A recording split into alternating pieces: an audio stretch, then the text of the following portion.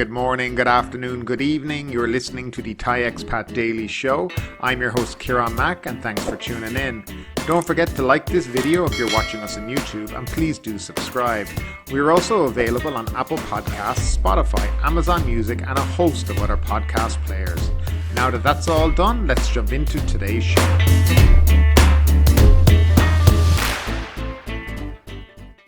Well, hello there and welcome back to the Thai Expat Daily Show. Now that the intro is all done, let's just start out by saying today is Thursday, the 26th of October, 2022. That's right, 2 months until Christmas. Can't believe the time has flown by so fast. Now, before we get into today's show, don't forget to like this video as always. Subscribe to the channel if you haven't and do hit that notification bell so YouTube will let you know when our next video will be up. And now that that's all said and done, we'll jump into the very first story of today, and it's in relation to the Phuket highway repair that's going to cost 5 million baht. The Department of Highways has estimated that it would cost at least 4.9 million baht to repair Highway 4029, the main road which links Phuket's Kathu district with the island's popular Patong beach. And if you remember from last week's story, this road actually collapsed and has been closed ever since.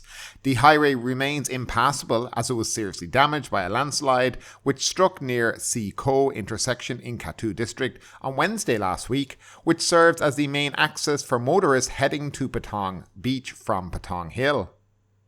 While the road remains off limits to vehicles, local commuters, as well as some tourists, were seen traversing the damaged section of the road yesterday in an attempt to continue their journey along the undamaged section of the road. An informed source said after a preliminary survey, which was carried out by a drone, the department estimated the repairs would cost at least 4.9 million baht. Now, they got all that from a drone survey. It's pretty impressive. According to the DOH Director General Sarwut Songwilai, the work will likely be funded by the 17 million baht budget the Kathu municipality had approved on Sunday to maintain the highway. A team of engineers will have to make a further assessment before a contractor is selected to get the job done, said Mr. Sarawut. The Expressway Authority of Thailand, that's EXACT, meanwhile has vowed to speed up its planned project to build a 3.98 kilometre long tunnel estimated to cost 14.67 billion baht as an alternative route between Kathu district and Patong Beach. They've also, has said, only recently completed the market sounding process on the Kathu Patong Tunnel project and is now expected to forward the results to the committee tasked with finding a potential private partner to invest in the project, said another source.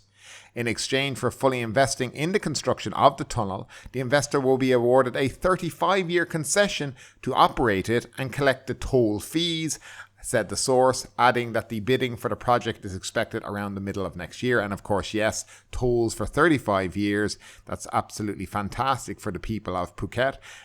It's a shame the government just couldn't actually build it and not force this on to, people. As we've seen, that happens in many countries in Europe. This 35 years runs on for eternity. And moving along, police raid illegal nightclub for Chinese, seize luxury cars. A total of 104 customers, 99 of them Chinese nationals, tested positive for drugs during a police raid on 3 adjacent buildings illegally operating as a nightclub in Bangkok's Yannawa area in the early hours of Wednesday. 34 luxury cars found in the building's grounds were impounded, including a Rolls-Royce. The nightclub was said to be operated by a Chinese national. More than 100 city police were involved in the raid of the Jinling, Leela and Whip Cup car wash building on Charon Rat Road in Yannawa of Satun district around 3:30 a.m. They were acting on a tip-off. The building were being used illegally as entertainment venues with a karaoke bar to serve Chinese visitors, drug parties and illegal gambling, said Police Major General Tiradat, Chief of Investigation at the Metropolitan Police Bureau, who led the raid. When police entered the premises, customers and staff immediately ran to hide in the kitchens, bathrooms and in room corners. A total of 237 Chinese customers were detained, 111 men and 126 women. 29 others, mostly employees, were also held. Thais, tribal people, Georgian, Cambodian and Vietnamese nationals. Police Major General TAT said all visitors and staff of the entertainment venues were made to take urine tests for drug use. A search of the karaoke room and other areas inside the building found at least 300 sachets of illicit drugs, such as ketamine and happy water, a combination of several illicit drugs. He said 104 people tested positive for drug use, 50 men and 54 women. The group comprised of 99 Chinese nationals, 51 women and 48 men, 3 Thai women, 1 Thai man and 1 Cambodian man.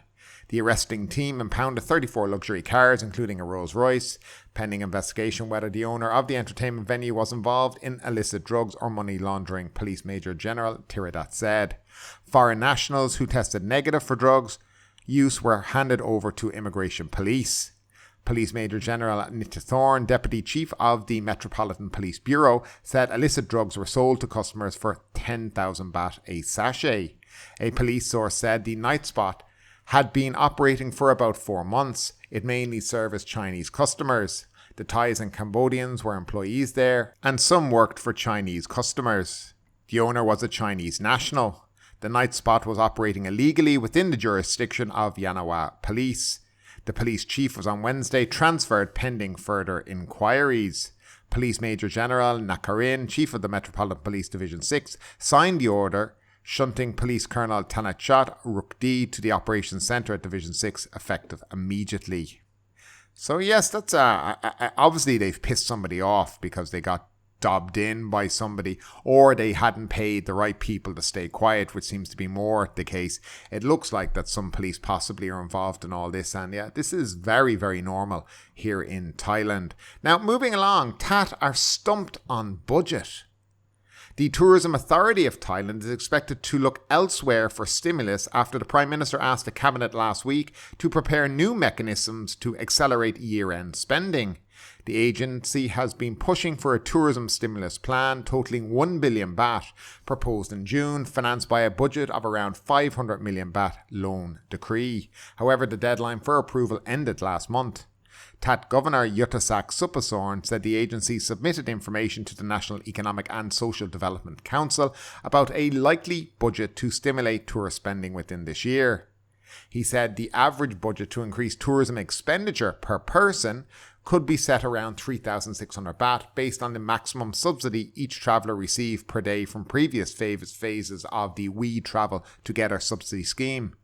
It depends on the NESDC or a related authority to consider how much they want to use to stimulate tourism, said Mr. Yuttasak. As the TAT is drafting a proposal at the moment, the We Travel Together scheme might be prolonged, while the so-called booster shot scheme for tourism operators requiring 1 billion baht must be reconsidered. He said it is likely the whole proposal will need to be overhauled, with only a few proposals attached to the new projects it is preparing at the moment. The Tourism Ministry assigned the Tourism Authority of Thailand to follow the instructions of the Prime Minister by proposing new schemes to help boost the economy, said Mr. Yuttasak. As the booster shot was drafted in the low season in June and awaited proposal for months, many circumstances have changed, which means some proposals might be dismissed.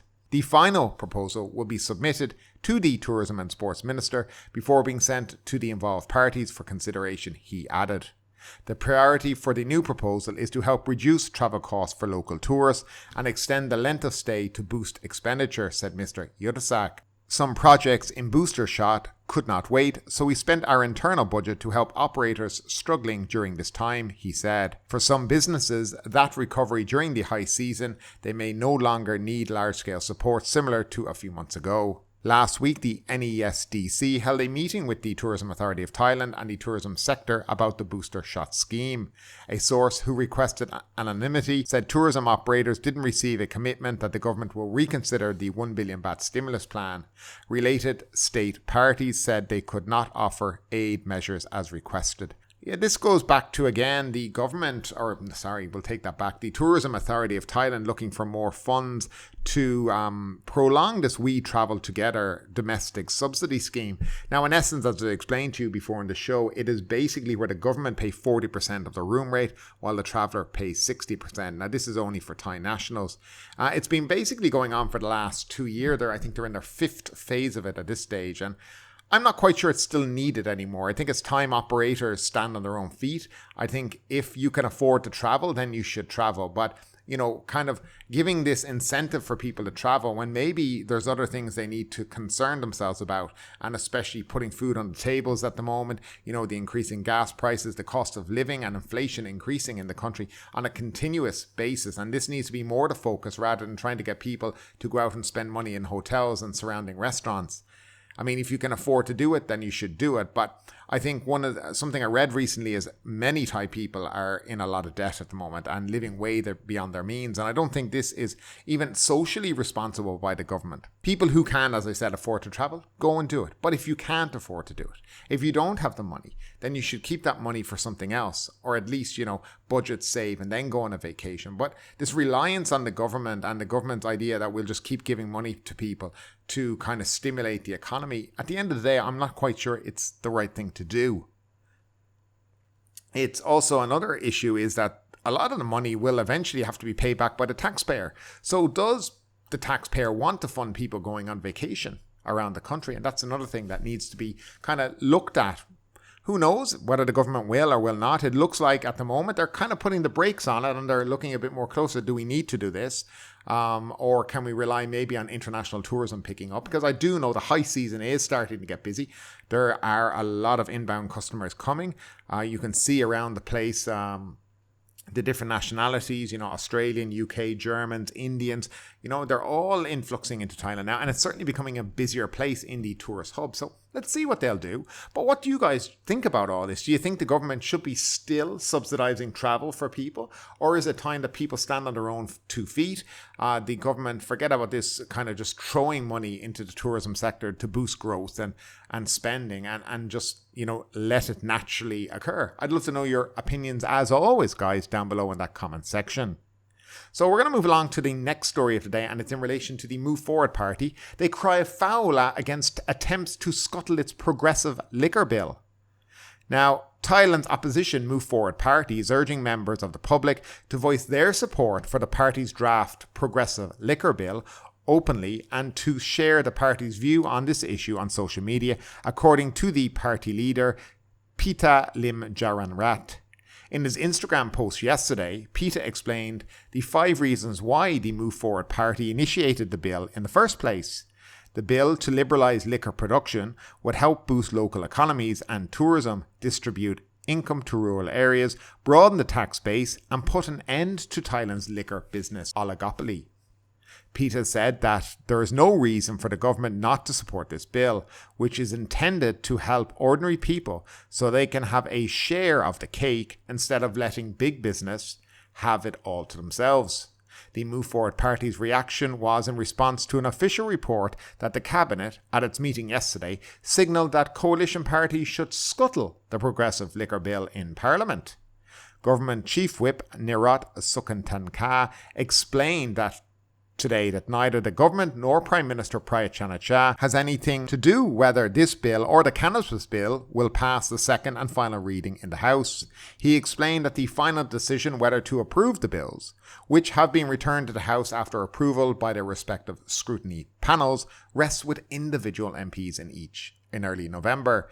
Deputy spokesman for the Prime Minister's office, Tipan Shirachana, meanwhile dismissed the suggestion that the Prime Minister is behind the move to ditch the progressive liquor bill. She insisted that the Prime Minister has never interfered with legislative affairs, which is within the jurisdiction of Parliament. She said that the opposition parties might have overreacted in order to create public misunderstanding regarding the government. Now, I don't know if that's actually true, because in a Bangkok Post story today, it actually does state that the Prime Minister is not happy with this bill and he wants it dropped. So whether or not actually who's telling the truth in all this is very interesting. But we'll move on to the final story of the day, guys.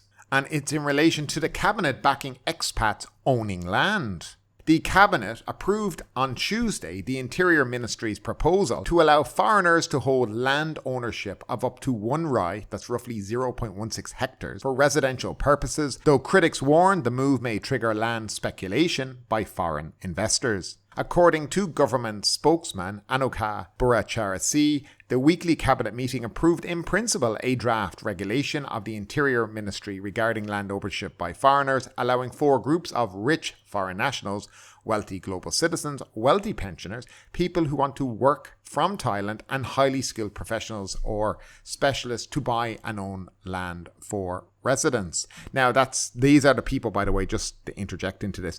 The long-term visa, the I think it's the LTR it's called, the long-term residence visa that they brought out, where they're trying to attract wealthy global citizens, wealthy retirees to invest in Thailand. And this is who the land will be for. It won't be for your average Joe Soap married to a Thai citizen for the last 20 years. The proposal marks a departure from long-standing laws limiting land and property purchases, except condominiums, to Thais or people married to Thais. Over a period of 5 years from now through 2026, the government hopes to attract more than 1 million wealthy expats to Thailand. I'm not quite sure about that. The government estimates the scheme will inject more than 1 trillion baht into the economy, with an uptick of 800 billion baht in investment and 270 billion through revenue collection. According to Mr. Anuka, the land slated for foreign ownership should be located in Bangkok, the Pattaya area, the municipalities of all provinces nationwide, and areas stipulated as residential zones according to the Town and Country Planning Act. Qualified foreign nationals must invest 40 million baht in Thai property, securities or funds to participate in the scheme. They are required to invest in real estate or infrastructure funds, real estate investment trusts, securities, or enterprises promoted by the Board of Investment. If participants withdraw their investment before the designated period, their land ownership rights must be revoked, he said. The proposed scheme should become effective after publication in the Royal Gazette. The scheme would be reviewed after 5 years, said Mr. Anuka. The proposed scheme aligns with the government's economic and investment stimulus plan to attract wealthy foreigners and professionals to Thailand. This is expected to help draw foreign investment and stimulate the economy, he said. Now, Tanit Sarat, Vice Chairman of the Employers Confederation of Thai Trade and Industry, disagrees with the Cabinet's decision, citing the possible impact on future land purchases made by locals as well as land ownership issues. Thailand may be headed for trouble involving land speculation, meaning locals may be unable to afford to purchase land because of higher prices, he said. We are worried about Chinese investors. They already bought and own plots of land in Cambodia and Laos. Mr. Tanat said he understands the government wants to stimulate the economy by offering land ownership to foreigners to draw investment, but, he said, there are other ways to ramp up the economy. Why didn't the government consider granting Thai nationality to foreigners who can apply their technological enterprises to help the nation develop high technology at the Eastern Economic Corridor, said Mr. Tanet.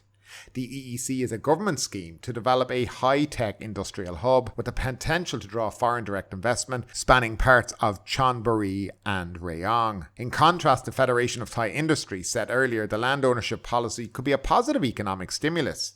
FTI Chairman Krinkari Titkankul said many wealthy foreigners, notably those in businesses, would enjoy a long stay here for retirement. Domestic tourism operators will benefit if this policy can attract more foreigners, he said. So that is basically the news on this. So it'll be basically people who have qualified for this LTR visa that they have been promoting now since earlier this year, and it went into effect, I think, on September 1. First month of September, they had about 600 applications. They really have not updated people on this. And I think the whole land ownership thing is probably in response to the fact that it hasn't been really taken up by wealthy foreign citizens around the world.